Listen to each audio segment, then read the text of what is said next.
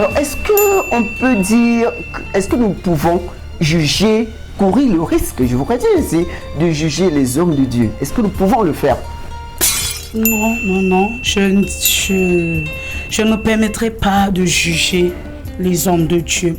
Parce que la Bible dit dans le livre de Romains, chapitre 14, le verset 4, « Qui es-tu pour juger les serviteurs d'autrui ?»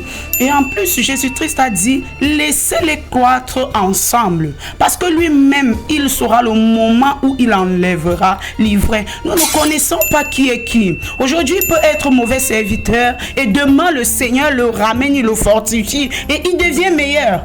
Et par contre, d'autres peuvent avoir l'apparence d'être véritablement des serviteurs de Dieu et que demain, ils ne le sont plus. La Bible dit d'ailleurs, mieux vaut la fin d'une chose que son commencement. Alors, je ne me permettrai pas de juger les hommes de Dieu. Non, je ne les jugerai pas. Mais je dirais que le serviteur de Dieu n'a pas capacité de dominer par la terreur sur son peuple. Ce sont tes enfants. Tu dois prendre cas d'eux. Par exemple, il y a d'autres hommes de Dieu, ils veulent juste être plus élevés que leurs fidèles. Le père voudrait que son enfant aille plus loin que lui. Alors, Maman Annie, puisque nous avons un référentiel, c'est bien sûr les réseaux sociaux. Nous avons une fois de plus recueilli cette vision, cette analyse du pasteur Gédéon de la Tchétchouva. Je ne sais pas si vous le connaissez. Oui. C'est un homme de Dieu très reconnu, très populaire en Côte d'Ivoire. Il fait des campagnes de rue à l'image de Jésus-Christ à son époque. Il évangélise dans les rues et puis généralement il répond aux questions des fidèles venus le confondre par rapport à la parole. Écoutons ce qu'il a dit lors d'une intervention. Alléluia! Gloire! Autorité! La domination! La primauté! La royauté! La vénération! Maranatha! Maranatha! Commentaire. Vous dites que vous êtes chrétien pour vous juger les autres. Vous êtes homme de Dieu, vous jugez les autres. Je voudrais ce matin me prononcer sur cette affaire de jugement. Le chrétien a-t-il le droit de juger? C'est la question à laquelle nous allons répondre.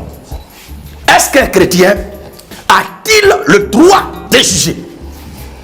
Parce que il y a plusieurs sortes de jugements.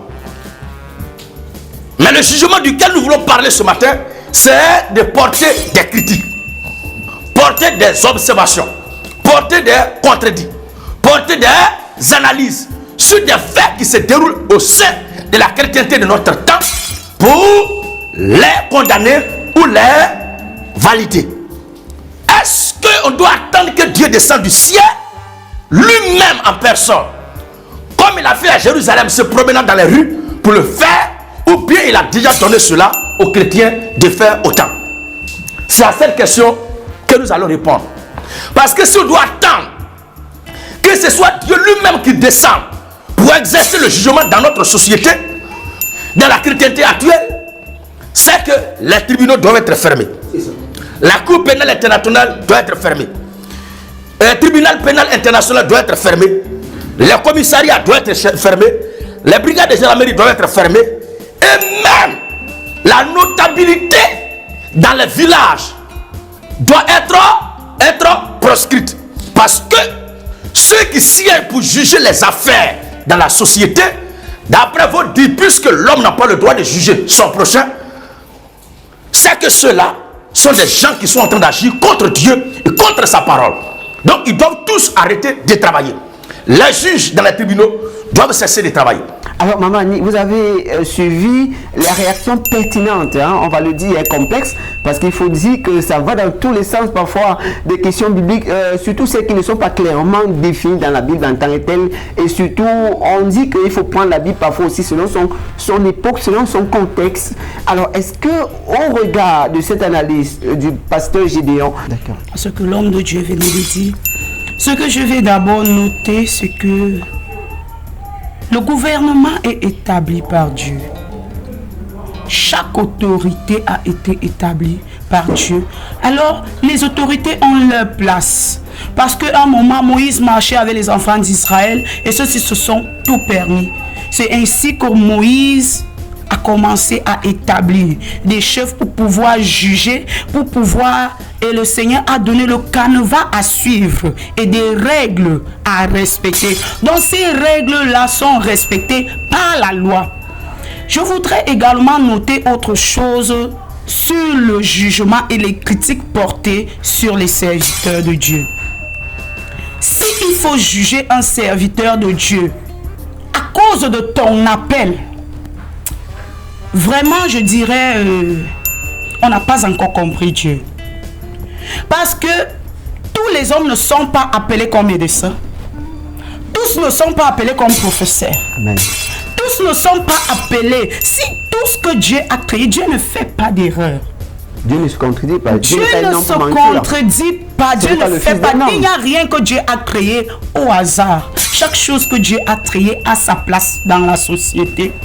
Alors, si un homme de Dieu a été appelé, je vais prendre un exemple, tu as été appelé pour parler de la repentance. Amen. Ne viens pas juger celui qui est allé dans la profondeur. Je vais prendre un exemple.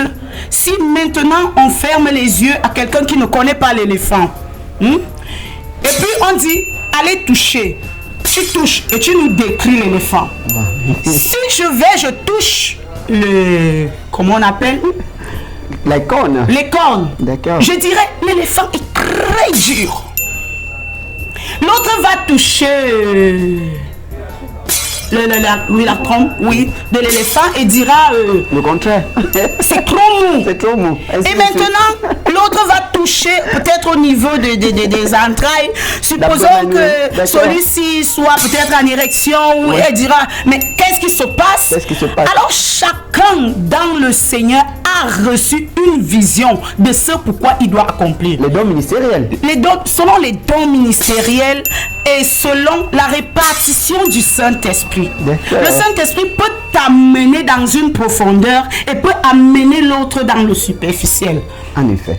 En effet, et nous ne devons pas nous juger parce que l'autre a posé un acte qui lui a été inspiré par le même esprit. Si nous portons le même esprit, nous ne devons pas nous porter des jugements parce que nous devons savoir que celui-ci a été conduit par le Saint-Esprit. Regardons un peu dans la Bible. Je crois Dieu a demandé à un prophète de manger des excréments. Si ça arrive de nos jours, on dira, oh, il est déjà dans des choses. Dieu est imprévisible et il ne rend pas de compte à quelqu'un comment utiliser son serviteur. Il décide de l'utiliser comme il veut. Alors, ce n'est pas parce que l'autre a posé un acte que tu vas t'attarder sur cet acte pour commencer à porter des jugements. Je dirais... Vraiment, nous n'avons pas encore compris Dieu. Alors, Maman Annie, notre prophétesse, merci de nous avoir rendu visite ce matin sur ce plateau de questions de temps de télévision dans l'émission Analyse et décryptage du net.